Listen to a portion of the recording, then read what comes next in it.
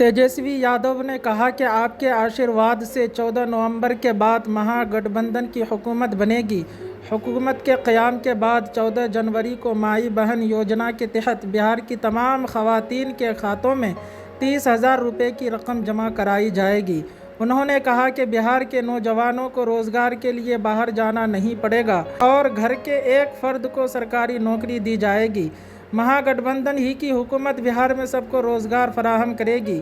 उन्होंने कहा कि इंतखाबात के पहले मरहले में भरपूर हिमायत हासिल हुई है और दूसरे मरहले में भी तमाम सीटों के उम्मीदवार कामयाब हो रहे हैं। और 14 जनवरी मकर संक्रांति वाले दिन पर माई बहन मान योजना के तहत 30,000 रुपया 14 जनवरी को 30,000 रुपया माताओं बहनों के खाते में हम लोग डलवाने का काम कर रहे हैं। तेजस्वी यादव ने यह भी कहा है कि 500 रुपये में गैस सिलेंडर देने का काम करेंगे।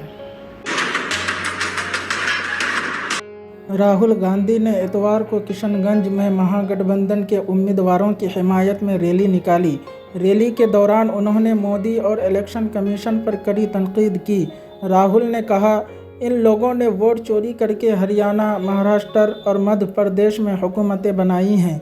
बिहार में भी यही करने जा रहे हैं। उसने पूछा कि क्या आपने हरियाणा में हाइड्रोजन बम देखा? मैंने उन्हें खामोश कर दिया। मैंने इल्ज़ाम लगाया कि मोदी और चीफ इलेक्शन कमिश्नर वोट चोरी कर रहे हैं। उन्होंने कहा कि मोदी ने कभी ये नहीं कहा कि राहुल गांधी झूठ बोल रहे हैं या वो वोट नहीं चुरा रहे हैं। वो ऐसा नहीं कह सकते क्योंकि हमने जो इल्ज़ामात लगाए हैं वो बिल्कुल दुरुस्त है। बीजेपी लीडर एक वक्त में 2 रियासतों में वोट डाल रहे हैं। मोदी और अमित शाह इलेक्शन नहीं जीतते, वो वोट चोरी करके जीतते हैं। भाइयों और बहनों, मैं आपको बता रहा हूं, नरेंद्र मोदी और अमित शाह चुनाव नहीं जीतते हैं, वोट चोरी करके चुनाव जीतते हैं। आपको ठगा जा रहा है, हिंदुस्तान की जनता को ठगा जा रहा है, आपका वोट चोरी किया जा रहा है, इस संविधान पर आक्रमण किया जा रहा है। गांधी जी अम्बेडकर के संविधान को फाड़ कर ये लोग फेंक रहे हैं।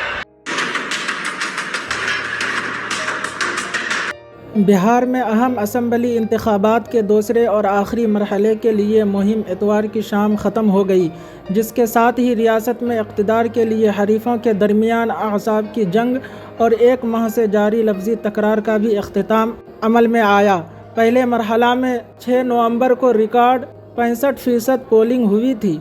अब 11 नवंबर को दूसरे मरहला के तहत वोटिंग होगी और 14 नवंबर को वोटिंग की गिनती अमल में आएगी। दूसरे मरहला में 122 नशिस्तों पर इंतखाबात होंगे। पहले मरहला में 121 हलकों में वोट डाले गए। असदुद्दीन ओवैसी ने कहा है कि मजलिस आपकी आवाज़ है, मजलिस को कामयाब करें ताकि सीमांचल से इंसाफ हो सके।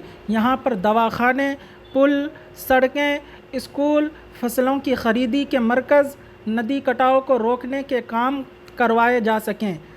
असदुद्दीन ओवैसी ने कहा कि हिंदू मुस्लिम की लड़ाई हमारी नहीं है, हमारी लड़ाई इस इलाक़ा को इज़्ज़त व वक़ार दिलाना और इंसाफ की फराहमी की है। उन्होंने कहा कि बिहार में 14% आबादी वाले लोग चीफ मिनिस्टर और 3% आबादी वाले लोग डिप्टी चीफ मिनिस्टर बनना चाहते हैं।